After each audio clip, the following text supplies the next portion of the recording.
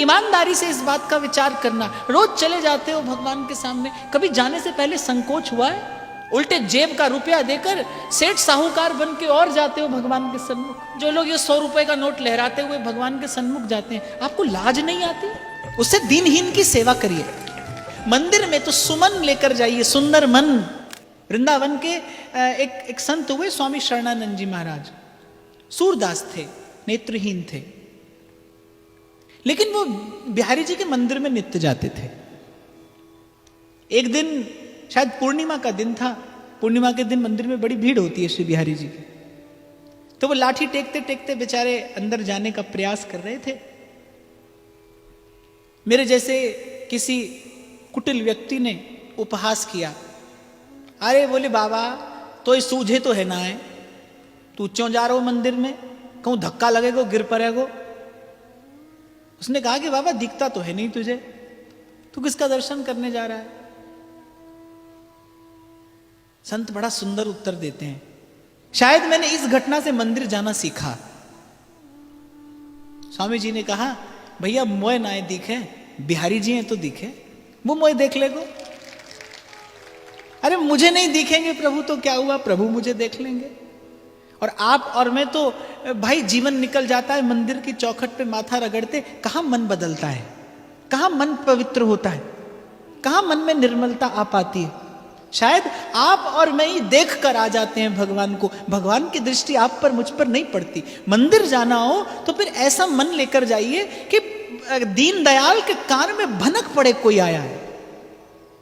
नामदेव जी नित्य प्रति पांडुरंग का दर्शन करने जाते थे। एक दिन श्रृंगार आरती का समय था, मंदिर में बड़ी भीड़, भक्तगण उद्दाम नृत्य कीर्तन कर रहे हैं, विठ्ठल विठ्ठल पांडुरंग विठ्ठल ध्वनि से गूंज रहा है मंदिर का प्रांगण। और पंढरीनाथ ढूंढ रहे हैं किसी को। माता रुक्मिणी ने पूछा, प्रभु आपके नेत्र चंचल हो रहे हैं, किसी को खोज रहे हैं आप? भगवान ने कहा हाँ। तो हंस पड़ी माता रुक्मिणी, प्रभु आप भी खोजते हैं किसी को? भगवान ने कहा हाँ, हो भगतन के पाछे फिरत हूं, जो बछरा संग गाए। आज नामा दिखाई नहीं पड़ रहा। क्या सौभाग्य होगा उस भक्त का जिसको भगवान खोज रहे हैं, ढूंढ रहे हैं भगवान। और भगवान ढूंढते हैं भक्त को, भगवान ढूंढते हैं भक्त को। सहस्रों सहस्रों वर्षों से जो ऋषि मुनि साधन कर रहे थे, यम नियम आसन से साध रहे थे स्वयं को, दृष्टिपात भी नहीं किया श्री रघुनाथ जी ने, दृष्टिपात भी नहीं किया। भगवान ने देखा भी नहीं उस और शबरी को ढूंढते ढूंढते पहुंचे भगवान, पूछते पूछते कि वो शबरी कहां रहती है, उसकी कुटिया का कोई पता बताए। भक्त को तो ढूंढते देखा होगा भगवान को, यहां भगवान भक्त को ढूंढ रहे हैं। तो पांडुरंग कहते हैं कि आज मेरा नामा दिखाई नहीं पड़ता। तो माता रुक्मिणी ने कहा, अरे नित्य आता है,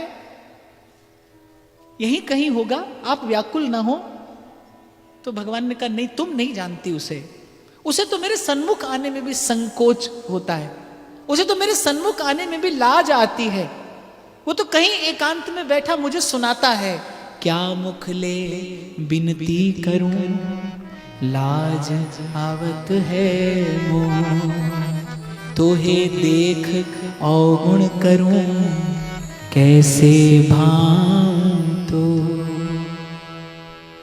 मैली चादर ओढ़ के कैसे द्वार तिहार